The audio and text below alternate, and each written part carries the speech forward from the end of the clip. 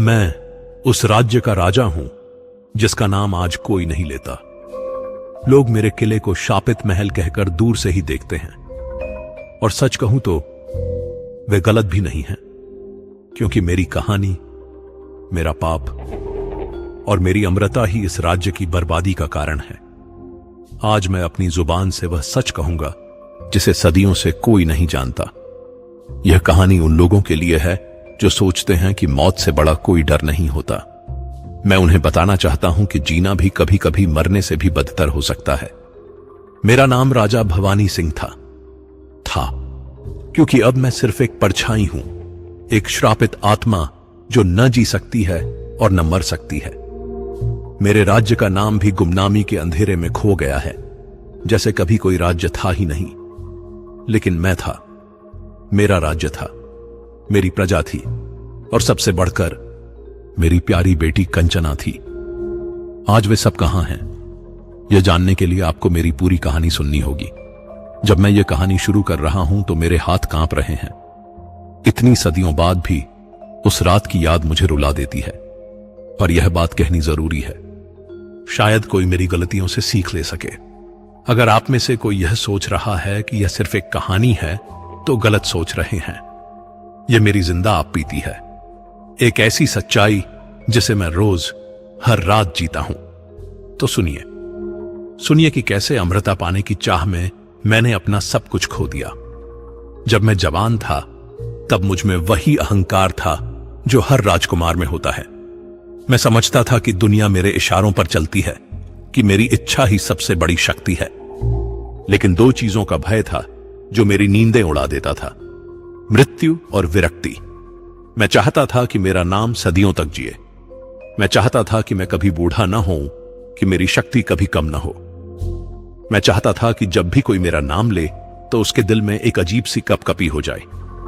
परंतु मृत्यु का साया हर समय मेरे चारों ओर मंडराता रहता था। जब मैंने अपने दादाजी को मरते देखा, तब मैंने महसूस किया कि कितना कमजोर था वो आखिरी समय में। जो आदमी कभी पूरे राज्य पर हुकूमत करता था, वह एक बीमारी के आगे बेबस हो गया था। उसकी आंखों में जो डर था, वो मैं कभी नहीं भूल सकता। उसी दिन मैंने अपने मन में ठान लिया था कि मैं कभी इस तरह मरकर नहीं जाऊंगा। मैं हमेशा जवान रहूंगा, हमेशा ताकतवर रहूंगा। रातों को मैं अपने कमरे में अकेला बैठकर इसी चीज के बारे में सोचता रहता था। मैंने तमाम पुराने ग्रंथों को पढ़ा, विद्वानों से मिला, साधु संतों से पूछा। सबका एक ही जवाब था, राजन, मृत्यु अटल है, इससे कोई बच नहीं सकता। लेकिन मैं मानने को तैयार नहीं था। मैं जानता था कि कहीं ना कहीं कोई रास्ता जरूर होगा। मैंने अपने गुप्तचरों को दूर दूर तक भेजा, अंधविश्वासियों से मिला, जादू टोने वालों से बात की। फिर एक दिन मेरे दरबार में एक अजीब सा आदमी आया। वो बहुत बूढ़ा था, उसकी दाढ़ी घुटनों तक लटक रही थी, और उसकी आंखों में कुछ अजीब सा था, जैसे वो कुछ ऐसी बातें जानता हो जिन्हें जानना नहीं चाहिए। उसने मेरे पास आकर धीरे से कहा, राजन, मैं आपकी परेशानी जानता हूं। आप मृत्यु से डरते हैं। मैंने चौंकते हुए पूछा, तुमने यह कैसे जाना? वो मुस्कुराया। उसकी मुस्कान में कुछ डरावना था। राजन, जब कोई इंसान किसी चीज की बहुत ज्यादा चाह करता है, तो वो चाह उसके चेहरे पर साफ दिख जाती है। आपकी आंखों में अमृता की भूख है। मैं समझ गया कि यह आदमी कोई साधारण आदमी नहीं था। मैंने उसे अपने निजी कक्ष में बुलाया। बताओ, क्या वाकई अमृता पाने का कोई तरीका है? मैंने पूछा। उसकी आंखों में एक अजीब सी चमक आई।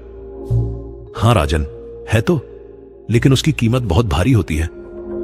मैं कोई भी कीमत चुकाने को तैयार हूं, मैंने तुरंत कहा। वो फिर उसी डरावनी तरीके से मुस्कुराया। राजन, हिमालय के सबसे गहरे अंधकारमय वन में एक मोहिनी रहती है। वो एक दिव्य प्राणी है, लेकिन बहुत खतरनाक भी। अगर कोई साधक उसे वश में कर ले तो वो अमृता का वरदान दे सकती है।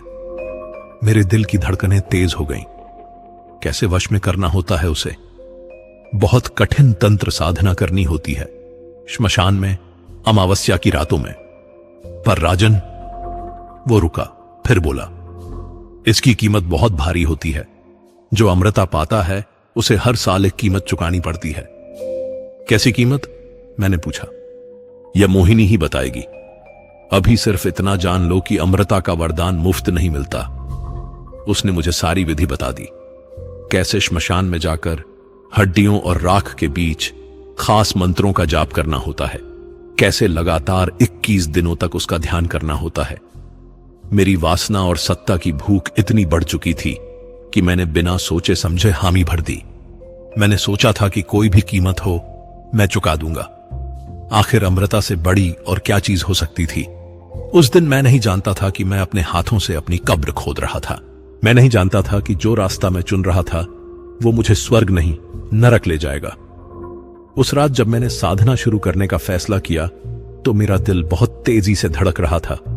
रोमांच था, उत्साह था और एक अजीब सा डर भी था। लेकिन अमृता का लालच इतना ज्यादा था कि सारे डर दब गए।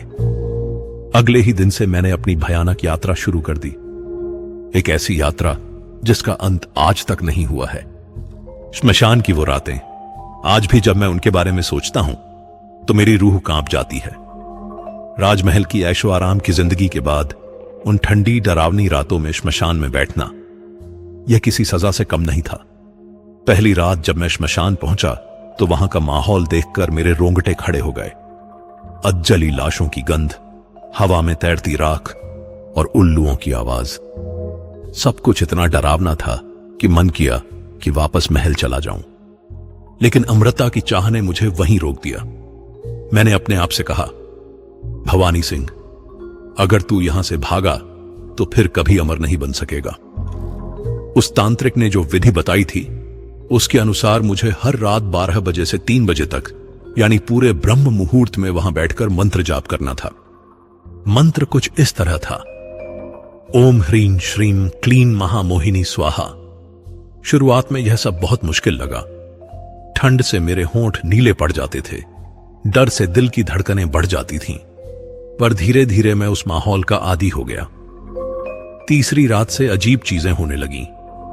पहले तो सिर्फ आवाजें आती थीं, कभी किसी औरत के रोने की, कभी किसी बच्चे के चिल्लाने की। मैं समझ जाता था कि यह सिर्फ हवा की आवाज है या फिर मेरे डर का खेल है।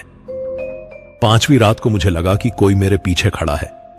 जब मैंने मुड़कर देखा तो वहां कोई नहीं था, सिर्फ एक पुराना पेड़ था जिसकी टहनियां हवा में हिल रही थीं।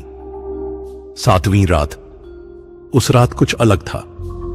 हवा में एक मीठी खुशबू आई जैसे चमेली के फूलों की हो। श्मशान जैसी जगह में इतनी मीठी खुशबू, यह तो संभव ही नहीं था। 10वीं रात को मुझे साफ लगा कि कोई मेरे नाम को पुकार रहा है। आवाज बहुत मधुर थी, किसी स्त्री की। भवानी, भवानी सिंह। यह आवाज हवा में तैरती हुई मेरे कानों तक आ रही थी। 14वीं रात को हवा अचानक बिल्कुल शांत हो गई। न कोई आवाज, न कोई हलचल। सन्नाटा इतना था कि मैं अपने दिल की धड़कन तक सुन सकता था। और फिर मैंने देखा कि दूर से एक नीली रोशनी आ रही है। रोशनी धीरे धीरे पास आती जा रही थी। मेरे हाथ कांपने लगे, पर मैंने मंत्र जाप बंद नहीं किया। 18वीं रात को वो नीली रोशनी मेरे बिल्कुल पास आ गई। उसमें एक स्त्री की छाया दिख रही थी। वो नाच रही थी और उसकी पायल की आवाज पूरे श्मशान में गूंज रही थी। 21वीं रात, वो रात जिसने मेरी जिंदगी हमेशा के लिए बदल दी। उस रात जब मैं श्मशान पहुंचा तो हवा में वही मीठी खुशबू थी, पर इस बार वो और भी तेज थी। खुशबू इतनी तेज थी कि मेरा सिर चकराने लगा। मैं समझ गया कि आज कुछ होने वाला है। रात के 12 बजे जब मैंने मंत्र जाप शुरू किया तो अचानक पूरा श्मशान एक अजीब सी रोशनी से भर गया। यह रोशनी न तो सुनहरी थी न चांदी जैसी। यह कुछ अलग ही थी, जैसे इंद्रधनुष के 7 रंग एक साथ चमक रहे हों। और फिर वो प्रकट हुई, मोहिनी। जब मैंने उसे पहली बार देखा तो मेरी सांसें रुक गईं। उसकी सुंदरता इतनी अद्भुत थी कि उसे शब्दों में बयान कर पाना असंभव है। उसके लंबे काले बाल जमीन पर लहराते थे, आंखें गहरे रक्त जैसी लाल थीं और उसकी मुस्कान में ऐसा आकर्षण था कि कोई भी पुरुष अपना होश खो दे। वो हवा में तैर रही थी, उसके पैर जमीन को छू भी नहीं रहे थे। उसके शरीर से एक अजीब सी चमक निकल रही थी। कौन है तू जो मुझे इतने दिनों से पुकार रहा है? उसकी आवाज इतनी मधुर थी कि मेरे कानों में शहद घुल गया। मैं कुछ बोल नहीं पा रहा था, सिर्फ उसे देखता रह गया। बोल राजन, तू मुझसे क्या चाहता है? इस बार उसकी आवाज में थोड़ी सख्ती थी। मैंने हकलाते हुए कहा, मैं अमृता चाहता हूं। वो हंसी। उसकी हंसी की आवाज पूरे श्मशान में गूंज गई। अमृता? तू जानता है कि अमृता की कीमत क्या होती है? जो भी कीमत हो, मैं देने को तैयार हूं, मैंने कहा। उसकी आंखों में एक अजीब सी चमक आई। राजन, अमृता कोई खेल नहीं है, यह एक शाप है। फिर भी अगर तू चाहता है तो सुन। वो मेरे पास आई। उसकी खुशबू से मेरे होश उड़ने लगे। मैं तुझे अमर कर दूंगी, लेकिन बदले में हर साल एक स्त्री की आत्मा मुझे समर्पित करनी होगी, और यह सिलसिला तब तक चलेगा जब तक तू जिंदा रहेगा, यानी हमेशा। उस समय मेरे मन में सिर्फ अमृता का खुमार था। मैंने बिना सोचे कहा, मंजूर है। उसने अपना हाथ मेरे सिर पर रखा। उसके स्पर्श से मेरे पूरे शरीर में बिजली दौड़ गई। राजन भवानी सिंह, आज से तू अमर है। न तेरी देह बूढ़ी होगी, न कोई बीमारी तुझे मार सकेगी, लेकिन याद रख, हर साल पूर्णिमा की रात तुझे एक स्त्री की आत्मा मेरे पास लानी होगी। उसने मेरे माथे पर एक निशान बनाया।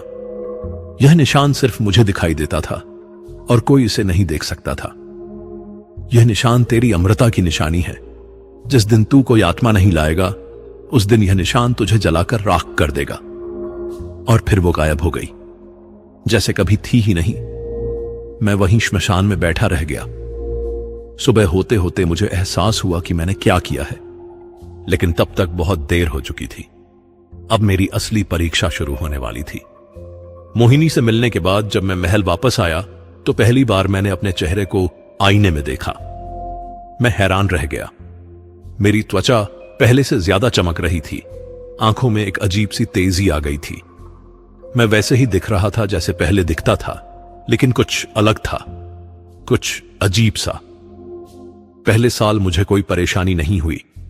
मैं सामान्य जिंदगी जीता रहा, शासन करता रहा, दरबार में बैठता रहा, प्रजा से मिलता रहा।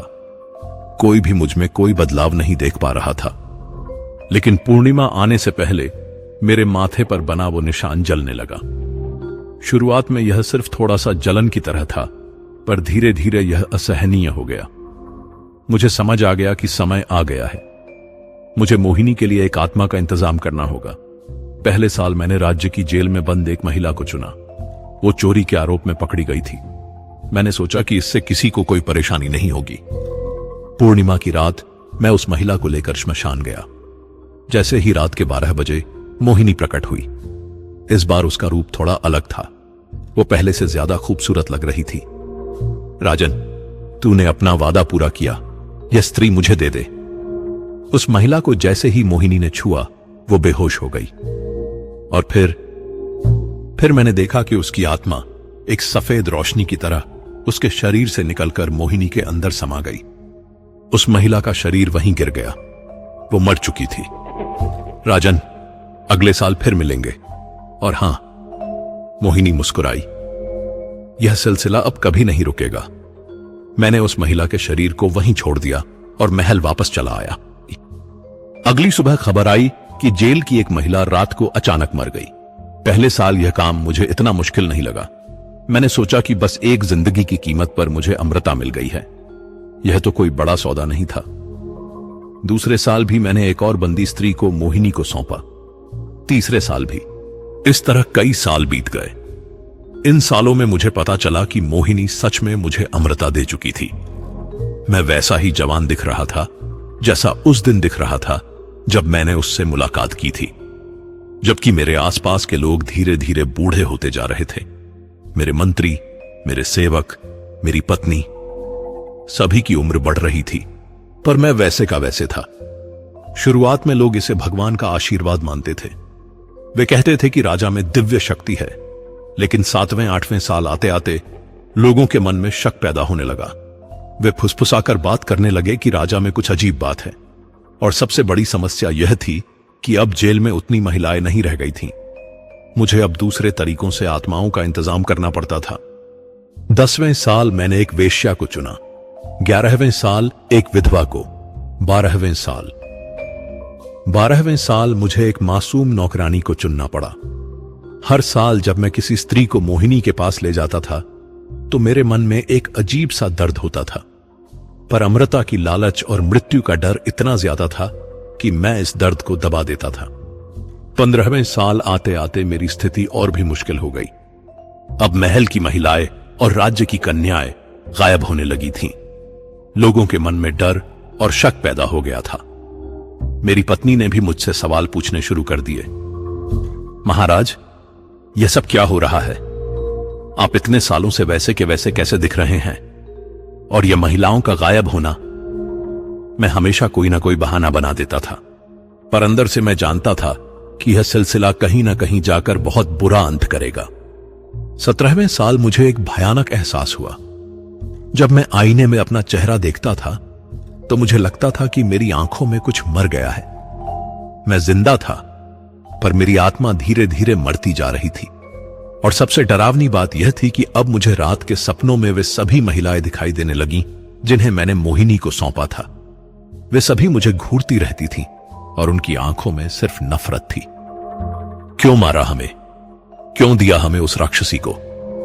वे सपनों में मुझसे पूछती रहती थीं।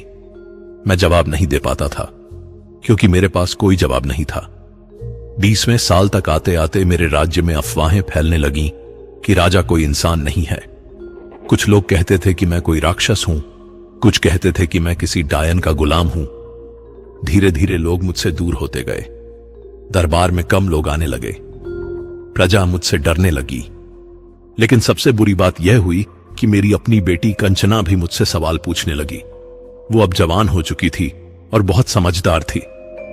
पिताजी, लोग आपके बारे में अजीब बातें कहते हैं। वे कहते हैं कि आप कभी बूढ़े नहीं होते। यह कैसे संभव है? मैं उससे नजरें नहीं मिला पाता था। मेरी प्यारी बेटी, वो नहीं जानती थी कि उसका पिता कैसा पापी बन गया है। 25वें साल की पूर्णिमा जब आई तो मुझे कोई उपयुक्त महिला नहीं मिली। मेरे माथे का निशान जलने लगा था और दर्द असहनीय हो रहा था। मैं परेशान होकर मोहिनी के पास गया। मोहिनी, मुझे कोई महिला नहीं मिल रही, क्या कोई और तरीका है? उसने मेरी ओर देखा और हंसी। राजन, तू बहुत दिनों से मुझे सिर्फ साधारण आत्माएं दे रहा है। अब मुझे कुछ खास चाहिए। खास मतलब? मुझे अब पवित्र आत्माएं चाहिए। ऐसी आत्माएं जो बिल्कुल निर्दोष हों, जिन्होंने कभी कोई पाप न किया हो। मेरे दिल में एक अजीब सा डर बैठ गया।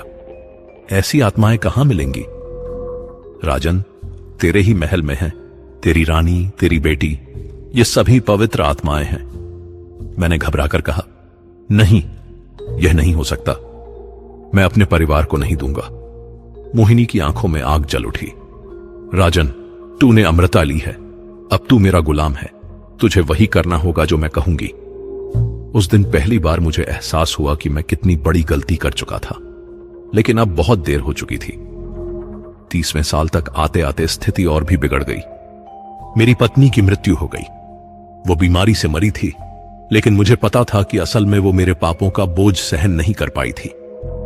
अब सिर्फ मैं और मेरी बेटी कंचना बचे थे। वो अब 30 साल की हो चुकी थी, लेकिन मैं अब भी वैसा ही जवान दिखता था जैसा 30 साल पहले दिखता था। कंचना अक्सर मुझसे पूछती थी, पिताजी, आप कभी बूढ़े क्यों नहीं होते? मैं आपसे छोटी थी, अब आपसे बड़ी दिख रही हूं। यह कैसे संभव है? मैं हमेशा चुप रह जाता था। क्या कहता कि तेरे पिता ने अमृता के लिए अपनी आत्मा बेच दी है? कि वो हर साल किसी न किसी निर्दोष महिला की जान ले लेता है? उन 30 सालों में मैंने जितनी आत्माओं को मोहिनी के हवाले किया था, वो सब मेरे सपनों में आकर मुझे कोसती रहती थीं।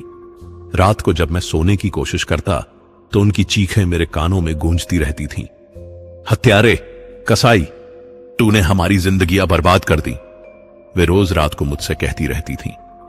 मैं जानता था कि यह सिलसिला कभी ना कभी रुकेगा, और जब रुकेगा तो बहुत भयानक तरीके से रुकेगा। लेकिन मैं यह नहीं जानता था कि सबसे भयानक दिन अभी आना बाकी था।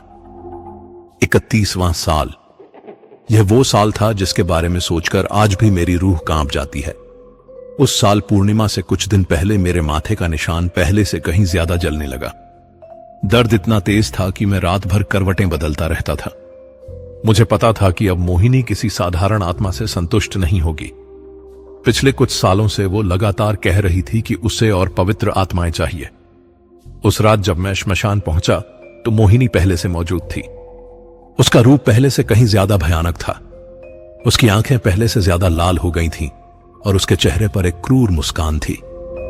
राजन, आज तक तूने मुझे जो आत्माएं दी हैं वो मेरा पेट नहीं भर पा रही हैं। अब मुझे कुछ और चाहिए। क्या चाहिए तुम्हें? मैंने कांपती आवाज में पूछा। इस बार मैं तुम्हारे राज्य की सबसे पवित्र आत्मा चाहती हूं, उसने अपनी लाल आंखों से मुझे घूरते हुए कहा। सबसे पवित्र आत्मा? कौन सी आत्मा? मैंने पूछा, हालांकि मैं अंदर से जानता था कि वो क्या कहने वाली है। उसकी हंसी पूरे श्मशान में गूंज गई। राजा, तेरी बेटी कंचना, उससे ज्यादा पवित्र आत्मा तेरे राज्य में कोई नहीं है। मुझे उसकी आत्मा चाहिए। उस पल लगा जैसे मेरी दुनिया उजड़ गई हो। मेरी रगों में खून जैसे जम गया। मेरी बेटी, मेरी प्यारी बेटी कंचना, वो मेरी आंखों का तारा थी। वो इस दुनिया में सिर्फ मेरा था। नहीं, मैंने चीखते हुए कहा, यह नहीं हो सकता। मैं अपनी बेटी को नहीं दे सकता। मैंने घुटनों के बल गिरकर मोहिनी से विनती की। मोहिनी, कृपा करो, उसकी आत्मा मत मांगो। मैं तुम्हें राज्य की किसी भी और स्त्री की आत्मा दूंगा। 10 आत्माएं दूंगा, 20 दूंगा, पर मेरी बेटी को छोड़ दो। मोहिनी की हंसी और तेज हो गई। राजन, 30 साल पहले तूने मुझसे अमृता मांगी थी। मैंने तुझे शर्त बताई थी, तूने मान ली थी। अब तू मुकर नहीं सकता। लेकिन वो मेरी बेटी है, मैं रोते हुए बोला। तो क्या हुआ? जिन 30 स्त्रियों की आत्माएं तूने मुझे दी हैं, क्या वे किसी की बेटी नहीं थी? किसी की बहन नहीं थी? किसी की मां नहीं थी? मोहिनी की आवाज में अब गुस्सा था। उसकी बात सुनकर मुझे पहली बार एहसास हुआ कि मैंने कितना बड़ा पाप किया है। इतने सालों में मैंने कभी यह नहीं सोचा था कि जिन महिलाओं को मैं मोहिनी के हवाले कर रहा था उनके भी परिवार होंगे। राजन, अगर तेरा प्रेम तुझ पर हावी है और तू अपनी बेटी नहीं दे सकता तो ठीक है, मोहिनी ने कहा, लेकिन फिर मैं पूरे राज्य को निगल लूंगी। हर स्त्री, हर लड़की, हर बच्ची, सबकी आत्माएं मैं निगल जाऊंगी। नहीं, ऐसा मत करो, मैंने गिड़गिड़ाते हुए कहा। तो फिर अपनी बेटी दे दे, सिर्फ एक जिंदगी या पूरे राज्य की बर्बादी, तू चुन ले। मैं उस रात वहीं श्मशान में बैठकर रोता रहा। मेरे सामने 2 विकल्प थे, या तो मैं अपनी बेटी को मोहिनी के हवाले कर दूं या फिर पूरे राज्य की तबाही हो। लेकिन मैं अपनी बेटी को नहीं दे सकता था, चाहे दुनिया ही क्यों ना उजड़ जाए। मैं अपनी बेटी को नहीं दूंगा, मैंने आखिर में कहा। मोहिनी की आंखों में आग जल उठी। ठीक है राजन, तूने अपना फैसला कर लिया है। अब देख कि तेरे इस फैसले का क्या नतीजा होता है। जो होना है हो, मैंने कहा, लेकिन मैं अपनी बेटी को नहीं दूंगा, मैंने आखिर में कहा। मोहिनी की आंखों में आग जल उठी। ठीक है राजन, तूने अपना फैसला कर लिया है। अब देख कि तेरे इस फैसले का क्या नतीजा होता है। जो होना है हो, मैंने कहा, लेकिन मैं अपनी बेटी को नहीं दूंगा। राजन, तू भूल रहा है कि तेरा सौदा मुझसे है। अगर तू अपना वादा नहीं निभाएगा तो तेरी अमृता खत्म हो जाएगी और जितने साल तू जी चुका है उन सब की मौत एक साथ तुझ पर आएगी। उस पल मुझे पहली बार एहसास हुआ कि मैं कितने बड़े जाल में फंस गया था। 30 साल। अगर मेरी अमृता खत्म हो जाए तो मैं एक पल में 30 साल बूढ़ा हो जाऊंगा और हो सकता है कि मैं मर भी जाऊं। लेकिन मैं अपनी बेटी के सामने अपनी जान को कुछ नहीं समझता था। मुझे मौत मंजूर है, मैंने कहा, लेकिन मैं अपनी बेटी को नहीं दूंगा। मोहिनी का चेहरा गुस्से से तमतमा गया। राजन भवानी सिंह, तूने बहुत बड़ी गलती की है। अब तू देखेगा कि मैं क्या कर सकती हूं। और फिर वो गायब हो गई। मैं घर वापस आ गया, लेकिन मेरे दिल में एक अजीब सा डर था। मुझे लगता था कि कुछ बहुत बुरा होने वाला है। अगले दिन से ही अजीब चीजें होने लगी। महल में रात के वक्त अजीब आवाजें आने लगी। हवा में एक अजीब सी बदबू आने लगी। सेवक डर कर भागने लगे। तीसरे दिन रात को जब मैं अपने कमरे में था तो अचानक पूरा महल हिलने लगा, जैसे कोई भूकंप आया हो। लेकिन यह कोई भूकंप नहीं था। मैं दौड़कर कंचना के कमरे में गया। वो डर से कांप रही थी। पिताजी, यह क्या हो रहा है? उसने पूछा। मैं उसे कुछ नहीं बता सकता था। क्या कहता कि तेरे पिता के पापों की सजा अब पूरे राज्य को मिलने वाली है? चौथे दिन रात को वो रात आई जिसने सब कुछ खत्म कर दिया। उस रात के करीब 11 बजे अचानक आकाश का रंग बदल गया। चांद छुप गया, तारे गायब हो गए और पूरा आसमान लाल हो गया। लाल, जैसे खून से रंगा गया हो। मैं महल की छत पर खड़ा था और यह सब देख रहा था। मेरे दिल में एक अजीब सा डर था। मुझे पता था कि यह मोहिनी का काम है। अचानक हवा में एक डरावनी आवाज गूंजी। यह आवाज पूरे राज्य में सुनाई दी होगी। राजा भवानी सिंह, तूने मुझसे धोखा किया है। अब देख कि मैं क्या करती हूं। यह मोहिनी की आवाज थी, लेकिन अब यह पहले जैसी मधुर नहीं थी। अब इसमें सिर्फ क्रोध और बदला था। महल के सारे दरवाजे अपने आप खुल गए, खिड़कियां टूटकर बिखर गईं, दीवारों में दरारें पड़ने लगीं और फिर वो प्रकट हुई। लेकिन अब वो वैसी खूबसूरत मोहिनी नहीं थी जिससे मैं 30 साल पहले मिला था। अब वो एक भयानक राक्षसी बन चुकी थी। उसका विशाल विकराल शरीर महल की मीनारों से भी ऊंचा था। उसकी जीभ मीलों लंबी थी जिससे लार टपक रही थी। उसकी आंखों से आग बरस रही थी और उसके बाल हवा में लहरा रहे थे जैसे सांप हों। राजन भवानी सिंह, तूने अपना वादा तोड़ा है। अब मैं तेरे पूरे राज्य को निगल लूंगी। उसकी आवाज से पूरा महल हिल रहा था। वो महल के अंदर घुस गई। उसकी हर सांस से महल की दीवारें हिलने लगीं। सबसे पहले वो रसोई में गई, जहां महल की सारी दासियां डर से छुप रही थीं। निकलो बाहर, तुम सबकी आत्माएं मुझे चाहिए। मैंने देखा कि दासियों के शरीर से सफेद रोशनी निकलकर मोहिनी के अंदर समाती जा रही है। वे सभी एक एक करके गिरती जा रही थीं। नहीं, रुको! मैं चीखा और दौड़ा, लेकिन मैं बेबस था। मैं उसे रोक नहीं सकता था। फिर वो महल की बाकी महिलाओं के पास गई। नौकरानियां, सहेलियां, रानी मां, सबकी आत्माएं उसने निगल ली। महल में भयानक चीखें गूंज रही थीं। मर्दों के शरीर को वो अपने नाखूनों से चीर रही थी। उनका खून महल की दीवारों पर छिटक रहा था। मोहिनी, रुक जाओ! मैंने तुम्हारा कुछ नहीं बिगाड़ा, सिर्फ एक आत्मा नहीं दी। मैं रोते हुए चिल्ला रहा था। एक आत्मा? वो हंसी। राजन, 30 साल तक तूने मुझसे झूठ कहा। तूने कहा था कि तू कोई भी कीमत चुकाने को तैयार है, लेकिन जब असली कीमत मांगी तो तू मुकर गया। वो मेरे कमरे की तरफ बढ़ी। अब मैं तेरी बेटी को लेकर जाऊंगी और तेरे बाद तेरे पूरे राज्य की हर स्त्री को। नहीं, कंचना को मत छुओ। मैं उसके सामने आ गया। हट जा राजन! उसने मुझे धक्का दिया। मैं दीवार से जाकर टकराया। कंचना अपने कमरे में डर से कांप रही थी। जब उसने मोहिनी को देखा तो वो बेहोश हो गई। बहुत सुंदर है तेरी बेटी, मोहिनी ने कहा। इसकी आत्मा बहुत स्वादिष्ट होगी।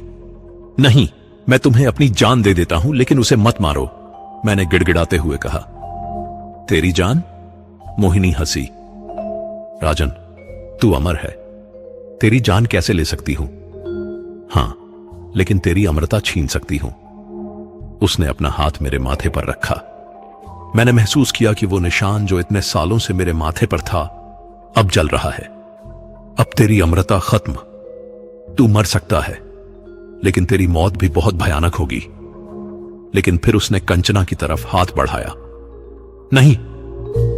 मैं उसके और कंचना के बीच आ गया। पिताजी! कंचना होश में आ गई थी। उसकी आंखों में डर था, लेकिन मेरे लिए प्रेम भी था। उस पल मुझे एहसास हुआ कि मैं एक पिता हूं। मेरी पहली जिम्मेदारी अपनी बेटी की सुरक्षा है। मैंने 30 साल तक जो भी पाप किए थे, अब उनकी सजा मुझे अकेले झेलनी चाहिए। मोहिनी, मैंने कहा, मैं तुमसे एक अंतिम विनती करता हूं। मेरी बेटी को छोड़ दो। बदले में मैं तुम्हें अपनी आत्मा देता हूं। तेरी आत्मा? वो रुकी। हां, मैं जानता हूं कि मेरी आत्मा अब बहुत पापी है, लेकिन यह मेरी इच्छा है। मोहिनी कुछ देर सोचती रही। फिर उसने कहा, ठीक है राजन, लेकिन शर्त यह है कि तू हमेशा जिंदा रहेगा। तू मर नहीं सकेगा। तू हमेशा इसी महल में अकेला रहेगा और रोज मुझसे मिलेगा। मुझे पता था कि यह एक और जाल है, लेकिन अपनी बेटी की जान बचाने के लिए मैं कुछ भी करने को तैयार था। मंजूर है, मैंने कहा। उसने मेरी छाती पर हाथ रखा। मुझे लगा जैसे मेरी आत्मा मेरे शरीर से निकल रही है। अब तू मेरा गुलाम है, हमेशा के लिए। कंचना बेहोश हो गई। मैंने उसे उठाकर महल से बाहर निकाला और किसी सुरक्षित जगह छोड़ दिया। जब मैं वापस महल में आया तो यह खंडहर बन चुका था। मोहिनी गायब थी, लेकिन मैं जानता था कि वो हमेशा मेरे साथ रहेगी। अब मेरी सजा शुरू होने वाली थी। आज सदियों बीत चुकी हैं। हां, सदियों। मैं गिनती भूल चुका हूं। समय का कोई मतलब नहीं रह गया है। मैं अभी भी जीवित हूं, अमर हूं। लेकिन यह जिंदगी नहीं, एक सजा है। एक ऐसी सजा जो कभी खत्म नहीं होगी। महल अब खंडहर बन चुका है। दीवारों पर काई जम गई है। छत से घास उग आई है। चमगादड़ इधर उधर उड़ते रहते हैं। लेकिन मैं यहीं हूं, इसी टूटे फूटे महल में। न मैं यहां से जा सकता हूं, न मर सकता हूं। हर रात जब चांद निकलता है तो मोहिनी आती है। अब वो वैसी खूबसूरत नहीं रह गई है। कभी कभी वो एक सुंदर औरत की तरह दिखती है, कभी एक भयानक राक्षसी की तरह। उसका रूप बदलता रहता है, लेकिन उसकी क्रूरता हमेशा वैसी ही रहती है। राजन, आज कैसा लग रहा है तुझे अमृता का वरदान? वो मुझसे हर रात यही पूछती है। मैं चुप रहता हूं। क्या कहूं कि यह वरदान नहीं, अभिशाप है। तूने अमृता मांगी थी, मैंने दी, अब खुश रह। वो हंसते हुए कहती है। रात के अंधेरे में उसकी फुसफुसाहट सुनाई देती रहती है। राजन, अगली आत्मा कहां है? तेरा सौदा अभी भी बाकी है। मैं समझाने की कोशिश करता हूं। मोहिनी, अब कोई राज्य नहीं है, कोई प्रजा नहीं है, सब खत्म हो गया। तो नए लोग ला, दुनिया में अभी भी बहुत सारे लोग हैं, वो कहती है। लेकिन मैं अब किसी को नुकसान नहीं पहुंचा सकता। मैंने जो पाप किए हैं उनका बोझ इतना भारी है कि मैं और पाप नहीं कर सकता। कभी कभी यहां कोई राहगीर आ जाता है। कुछ लोग इस खंडहर को देखने आते हैं। स्थानीय लोग इसे भूतिया महल कहते हैं। वे नहीं जानते कि यहां कोई असली इंसान रहता है। जब कोई यहां आता है तो मैं छुप जाता हूं। मैं नहीं चाहता कि कोई मुझे देखे, क्योंकि अगर मोहिनी को पता चल गया कि यहां कोई नया शिकार आया है तो वो उसे भी मार देगी। कभी कभी मैं सोचता हूं कि मेरी बेटी कंचना कैसी होगी। उसने शादी की होगी, उसके बच्चे हुए होंगे। वो अब तक जिंदा भी है या नहीं? आखिर वो भी एक इंसान थी, अमर तो नहीं थी। लेकिन फिर मुझे लगता है कि शायद उसका मर जाना ही अच्छा है। कम से कम उसे यह देखना नहीं पड़ा कि उसका पिता कैसा बन गया है। मैं रोज रात को उन 30 स्त्रियों के बारे में सोचता हूं जिन्हें मैंने मोहिनी के हवाले किया था। वे सभी मेरे सामने आकर खड़ी हो जाती हैं। क्यों किया तूने ऐसा? हमारा क्या कसूर था? वे पूछती हैं। मेरे पास कोई जवाब नहीं है। मैं सिर्फ रो सकता हूं। हमारे बच्चे अनाथ हो गए, हमारे पति विधुर हो गए, हमारे माता पिता को बेटी का गम सताता रहा। वे कहती रहती हैं, मैं जानता हूं, मैं कहता हूं, मैं पापी हूं, मुझे माफी नहीं मिलनी चाहिए। माफी? वे हंसती हैं। तू माफी मांग रहा है? तू क्या समझता है कि माफी से सब कुछ ठीक हो जाएगा? वे सही कहती हैं। कुछ पाप ऐसे होते हैं जिनकी माफी नहीं होती। मैंने जो किया है उसकी कोई माफी नहीं है। मैं भाग नहीं सकता, मर नहीं सकता और न ही उसे रोक सकता हूं। मैं सिर्फ यहीं बैठकर अपने पापों को याद कर सकता हूं। अमृता, मैंने सोचा था कि यह एक वरदान है। मैंने सोचा था कि मैं हमेशा जवान रहूंगा, हमेशा ताकतवर रहूंगा। मैंने सोचा था कि लोग मुझे देवता समझेंगे, लेकिन मैं गलत था। अमृता सबसे बड़ा अभिशाप है। मौत एक आशीर्वाद है। जब कोई इंसान मरता है तो उसे शांति मिलती है। उसके पाप खत्म हो जाते हैं, उसकी यातनाएं समाप्त हो जाती हैं। लेकिन अमर इंसान को कभी शांति नहीं मिलती। वो अपने पापों के साथ हमेशा जीता रहता है। हर दिन, हर रात, हर पल वो अपनी गलतियों को दोहराता रहता है। मैं चाहता था कि मेरा नाम हमेशा जिंदा रहे। आज मेरा नाम जिंदा है, लेकिन डर के रूप में। लोग मेरे नाम से डरते हैं। मेरे महल को शापित महल कहते हैं। मैं चाहता था कि लोग मुझे याद रखें। आज लोग मुझे याद रखते हैं, लेकिन नफरत के साथ। मेरी कहानी एक सबक की तरह बताई जाती है। देखो, यह है अमृता की चाह का नतीजा। लोग कहते हैं, अब मैं समझ गया हूं कि सबसे बड़ी सजा यह नहीं है कि तुम मर जाओ, सबसे बड़ी सजा यह है कि तुम जिंदा रहो और हर दिन अपने पापों को भुगते रहो। आज अगर कोई मुझसे पूछे कि क्या मैं दोबारा वैसा ही करूंगा, तो मैं कहूंगा नहीं, कभी नहीं। मैं उस तांत्रिक को कहूंगा, मत बताओ किसी को यह विधि। मैं अपने आप को कहूंगा, मौत को गले लगा ले, अमृता के चक्कर में मत पड़। लेकिन अब बहुत देर हो चुकी है। अब मैं सिर्फ यह कहानी सुना सकता हूं, शायद कोई मेरी गलतियों से सीख ले सके। अगर आप में से कोई यह कहानी पढ़ रहा है तो याद रखना, मृत्यु डरावनी नहीं होती। मृत्यु एक विश्राम है, लेकिन अमृता की कीमत उससे कहीं ज्यादा भयावह होती है। कभी अमृता की चाह मत करना। जो जिंदगी भगवान ने दी है उसे खुशी से जियो। जब मौत आए तो उसे सम्मान के साथ अपनाओ, क्योंकि मौत में शांति है, लेकिन अमृता में सिर्फ यातना है। मैं राजा भवानी सिंह हूं और यह है मेरी सजा, एक ऐसी सजा जो कभी खत्म नहीं होगी। अब मैं चुप होता हूं, क्योंकि रात हो रही है और मोहिनी आने वाली है। वो फिर पूछेगी, राजन, अगली आत्मा कहां है? और मैं फिर चुप रहूंगा, हमेशा की तरह।